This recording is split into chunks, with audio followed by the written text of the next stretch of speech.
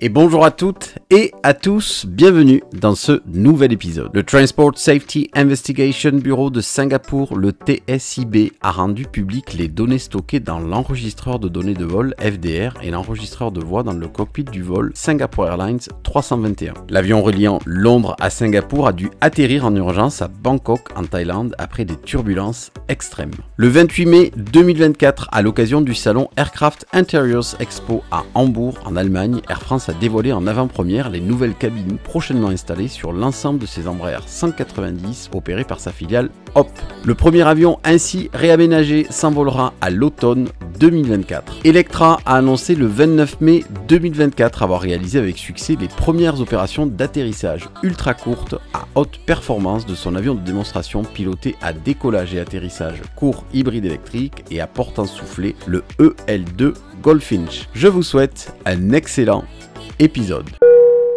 Le Transport Safety Investigation Bureau de Singapour, le TSIB, a extrait les données stockées dans l'enregistreur de données de vol, le FDR, et l'enregistreur de voix dans le cockpit, le CVR, du vol Singapore Airlines 321. L'avion reliant Londres à Singapour a dû atterrir en urgence à Bangkok, en Thaïlande, après des turbulences extrêmes. 211 passagers et 18 membres d'équipage se trouvaient à bord du Boeing 777-312ER, immatriculé 9 Victor Sierra Whiskey Mike. Un passager britannique est mort et 104 personnes ont été blessées. L'équipe d'enquête comprend des enquêteurs du TSIB et des représentants des États-Unis, du National Transportation Safety Board, NTSB, de la Federal Aviation Administration, FAA, et de Boeing. L'équipe d'enquête a établi une chronologie des événements sur la base d'une analyse préliminaire des données du FDR et du CVR. Le vol Singapour 321 a quitté Londres le 20 mai et le vol s'est déroulé normalement avant l'événement de turbulence. À 7h49 et 21 secondes le 21 mai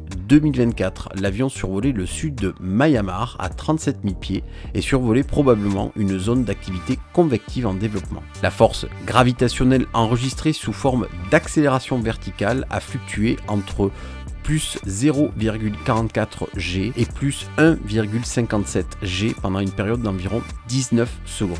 Cette fluctuation aurait probablement provoqué une légère vibration du vol.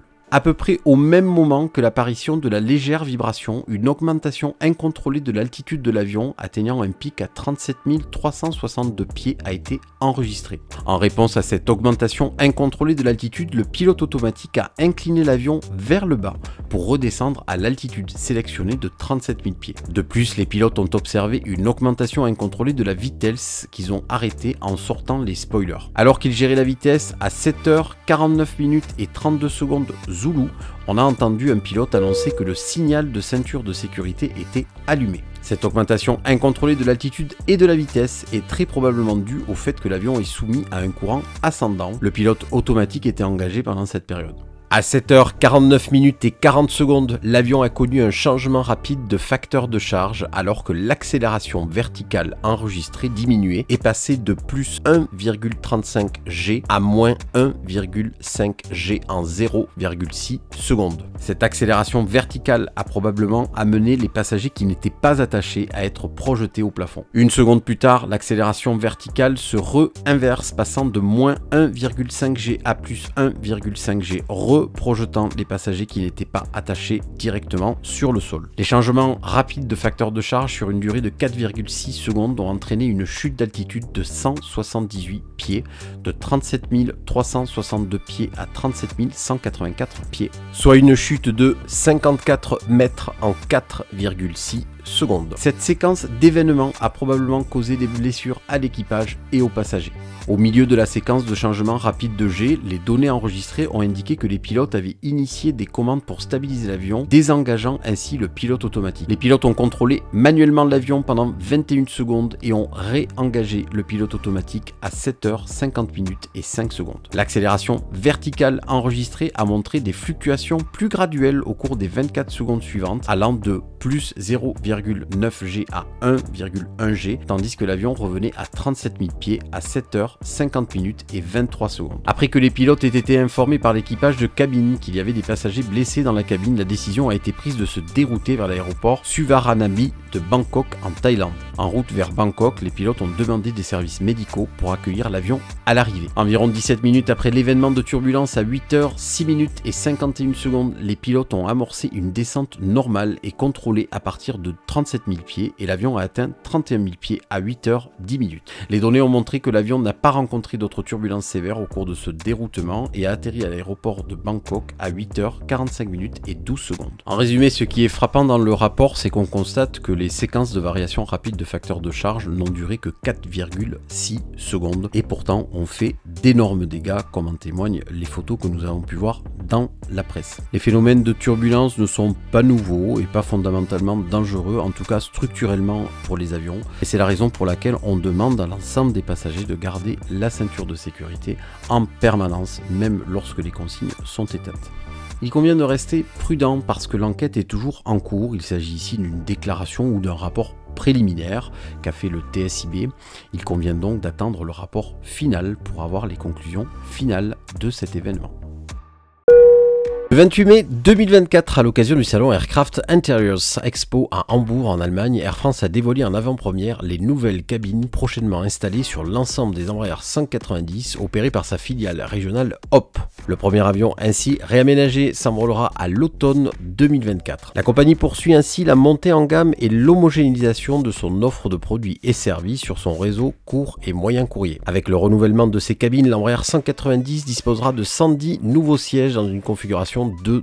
Chaque siège sera habillé de cuir et doté de mousse ergonomique pour plus de confort et de durabilité. Inclinable jusqu'à 3 pouces, le fauteuil offrira une largeur d'assise de 46 cm, une tablette, des espaces de rangement optimisés, de confortables accoudoirs relevables et d'un porte-veste. La tétière sera ajustable à hauteur et sur les côtés. À hauteur de regard, chacun disposera d'un support rétractable à la surface nervurée afin de positionner son smartphone ou sa tablette de façon stable. Des ports USB-A et C permettront de recharger ses appareils personnels, y compris un ordinateur portable. Un double porte gobelet sera intégré pour plus de praticité. À bord, les clients business pourront s'installer sur les premiers rangs de l'appareil. Pour plus de confort et d'intimité, un rideau mobile isolera cette cabine et à compter de janvier 2025, chaque client disposera d'un siège laissé libre à ses côtés. À l'image de celle de l'Airbus A220, la cabine de l'Embraer 190 déclinera les couleurs identitaires d'Air France, camailleux de bleu, forte présence de blanc apportant lumière et contraste, touche de rouge incarnant l'excellence et le savoir-faire de la compagnie. Chaque siège sera paré de coutures symétriques et d'une martingale brodée en fil gris, évoquant ainsi l'idée du capiton, synonyme de confort. La tétière sera brodée de l'accent, symbole de marque d'Air France, également positionné au fond de la cabine, donnant une perspective à l'ensemble. La moquette au sol, quant à elle, revisitera le traditionnel motif ornemental à chevrons, symbolisant l'emblématique univers haussmannien des appartements parisiens.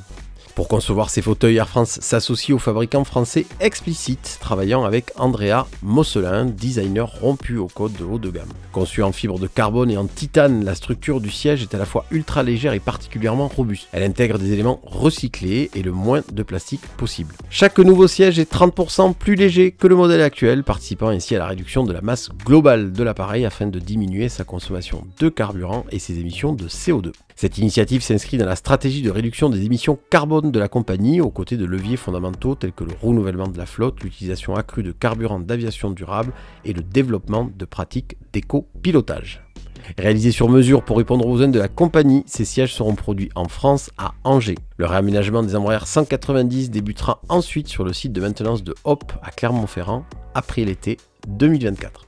Electra a annoncé le 29 mai 2024 avoir réalisé avec succès les premières opérations de vol ultra courte haute performance de son avion de démonstration piloté à décollage et atterrissage court hybride électrique à portance soufflée. C'est dans ce contexte que l'entreprise développe l'e-STOL d'Electra, qui sera donc un avion hybride électrique à décollage et atterrissage ultra court. Cet appareil pourra transporter 9 passagers sur une distance de 500 nautiques, soit près de 1000 km. Particularité de l'e-STOL, ce dernier pourra décoller et atterrir en seulement 91 mètres, à peu près la taille d'un terrain de foot. En croisière, ce dernier pourra voler à une vitesse de 200 nœuds. C'est dans le cadre du développement de cet avion qu'Electra Aero a construit un démonstrateur dénommé EL2 Goldfinch, lui permettant de réaliser des essais en vol. L'étape franchie aujourd'hui est une réalisation incroyable, car nous avons prouvé que notre avion e-STOL a la capacité de faire ce que nous avions dit qu'il pouvait faire, opérer à partir d'espaces inférieurs à 91 mètres, a déclaré JP Stewart, vice-président et directeur général d'Electra. La maniabilité de l'avion a basse vitesse a été exceptionnelle et correspond bien à notre analyse, renforçant la confiance dans la capacité prévue de la conception du produit à 9 passagers. Nous continuerons à développer nos technologies, y compris le système de commande de vol, pour nous permettre de voler encore plus lentement en approche et d'améliorer encore les performances de décollage et d'atterrissage court dans le cadre de la campagne d'essai en cours. Les vols d'essai pilotés par Cody Halley ont eu lieu d'avril à mai 2024 à l'aéroport régional de Manassas et à l'aéroport de Warrenton-Fauquier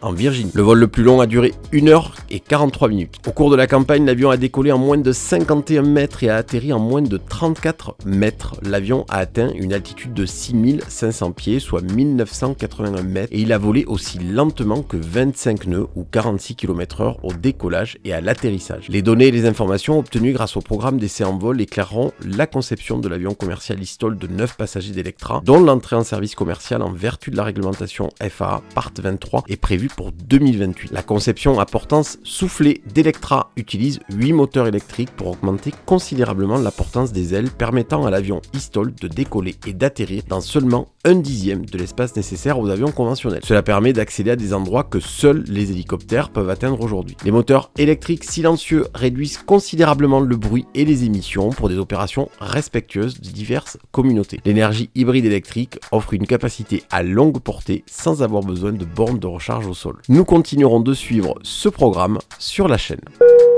Et nous arrivons à la fin de cet épisode et je vous remercie encore pour vos encouragements et vos commentaires, ça fait très plaisir. Si vous avez aimé le contenu, lâchez un pouce bleu et si vous ne voulez rien rater, abonnez-vous et mettez un coup de cloche. Je vous dis à la semaine prochaine sur votre chaîne Aéro.